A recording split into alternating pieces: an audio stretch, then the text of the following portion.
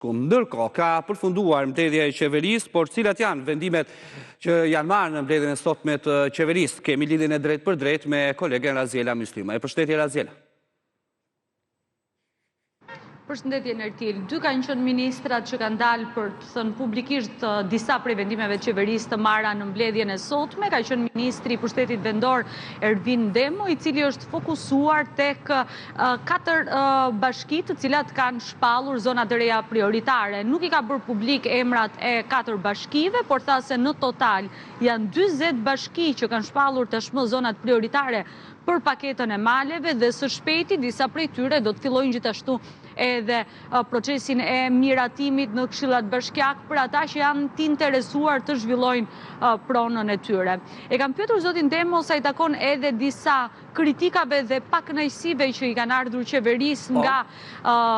kryetari i bashkisë së Lezhës Pierin Ndreu, i cili ka akuzuar, mund ta themi kështu, qeverinë pasi ka qenë i ashpër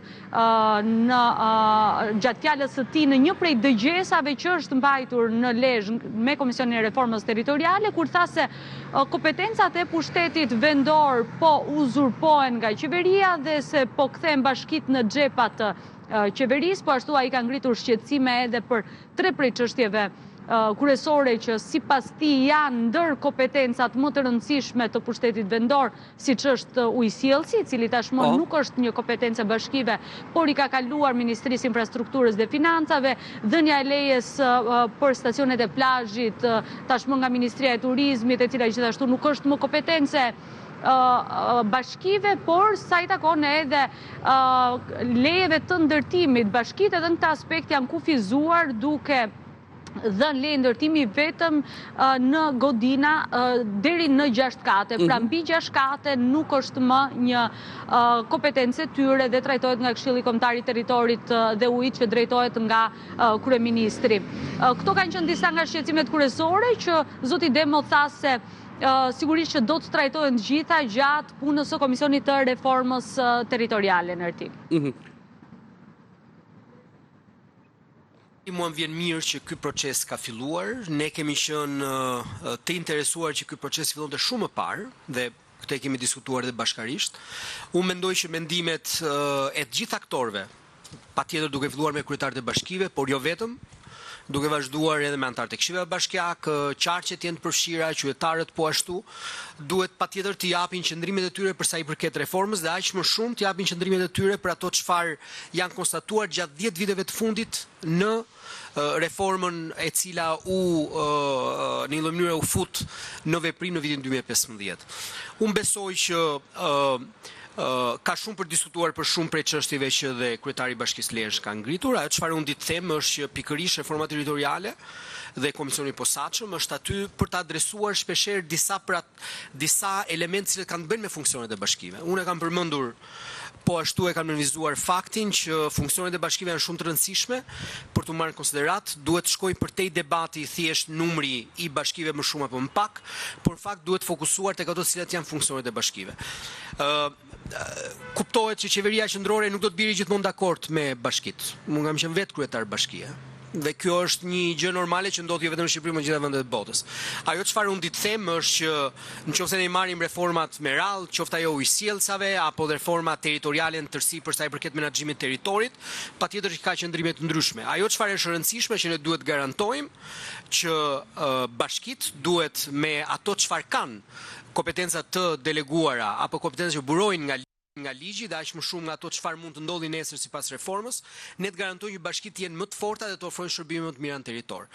Unë besoj që javët që ne kemi përpara dhe në mos gaboj agenda që ka tashmë miratuar Komisioni i Posaçëm do të jetë deri në fund të majit për mbyllje turi në të gjitha qarqet e vendit. Dhe unë besoj që ne do të dëgjojmë patjetër edhe shumë kryetar tjerë, por jo vetëm, dhe aktorë tjerë në territor, të cilët mund të kenë qëndrime të ndryshme për sa i përket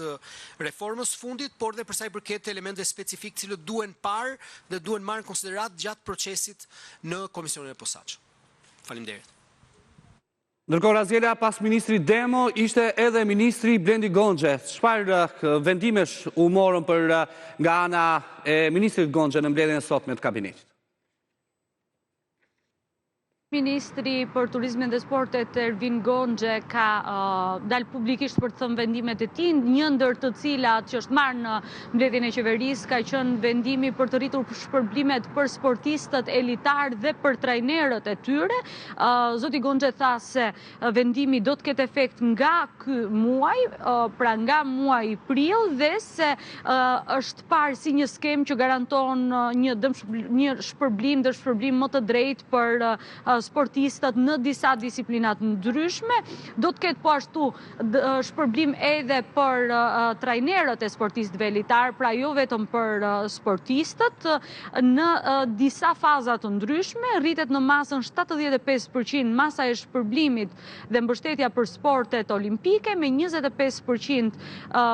rritet masa e shpërblimit për trajnerët e sportistëve elitar dhe rritet me 43% trajtimi ushqimor ditor për sportistët elitar. Më herët ka qenë 3.500 lekë mbështetja në ditë dhe shkon në 5.000 lekë në ditë. Këto kanë qenë disa nga detajet që Ministri Gonxhe ka bërë me dije, por për më shumë ndjekim një pjesë nga fjala e tij. Me kënaqësi do duhet ndaja sot dy vendime që propozohen dhe që vinë në qeveri me propozimin e Ministrisë Turizmit, Kulturës dhe Sportit. Më e rëndësishmja është e para, që është miratimi një vendimi qeverie që rrit ndjeshëm mbështetjen për shpërblimet për sportistët elitar dhe për trajnerët e tyre. Është një vendim që garanton një skemë më të drejtë të shpërblimeve për sportet me disa disiplina dhe që do të ketë efekt nga muaji prill 2026. Për t'ju dhënë më shumë shifra, rritet me 75%, pra shkon nga 40% që ishte në 70% të masës së shpërblimit, mbështetja për sportet jo olimpike, rritet me 25% nga 40% që ishte, pra nga 40% që ishte në 50% e masës së shpërblimit për trajnerët e këtyre sportistëve elitar, rritet me 43% trajtimi ushqimor ditor për sportistët elitar. Për dhe një shembull, ishte 3.500 lekë mbështetja në ditë dhe shkon në 5.000 lekë të reja mbështetja në ditë. Pra, ofrojmë një mbështetje më të madhe, garantojmë një skemë më të drejtë për të pasur një rritje të dinjitetit të sportit, për të pasur një promovim të imazhit ndërkombëtar të Shqipërisë, flamurit shqiptar në botë, dhe për të motivuar gjithmonë më shumë sportistë të cilët të bëhen elitar, të kapin rekorde të larta dhe të luftojnë për rezultate sa më të larta. Kemi një rritje deri në 65% për stile të veçanta dhe kemi rritje deri në 100% për rezultatin përfundimtar. Kjo është në ato raste kur kemi gara ose kur kemi sporte të cilat kanë edhe stile të veçanta, pra stili parë ose stili dytë, dhe pastaj kanë një garë të tretë që i përmbledh rezultatet dhe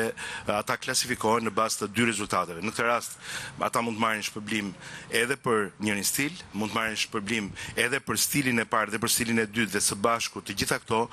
kthehen në një shpërblim edhe më të madh me formulën që ofrohet me këtë vendim. Në total, shpërblimi mund të shkojë në rast se del me rezultatet më të larta sipas skemës së vendimit deri në 230% si shpërblim. Ka një rritje deri në 200% ose 3 fishim për disa kategori rezultatesh në kampionate europiane, ka një rritje mesatare nga 50% deri në 100% në përgjithësi për gjithë rezultatet e tjera, ka një rritje prej 100% ose 2 fishim për kategori lojrash olimpike dhe kampionate botërore, me rritje për gara mesdhetare dhe për ato ballkanike. Është një vendim i cili natyrisht vjen si një ndryshim i vendimit aktual, por ka një përmirësim të ndjeshëm, siç e theksova në këtë paketë mbështetje që e kemi garantuar në bashkëpunim me Ministrinë e Financave. Kuptohet dhe që do të jetë në zbatim në vijim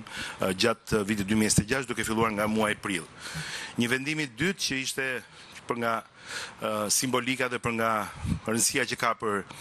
aspektin festiv dhe për aspektin e nderimit të ditës së Europës 9 majit, është që do të sjellim në Tiranë një event madhështor që do të jetë në sheshin Italia, ku i biri i kompozitorit të jashtëzakonshëm për nga gjithë karriera e tij, Ennio Morricone, do të drejtojë orkestrën e radio televizionit shqiptar dhe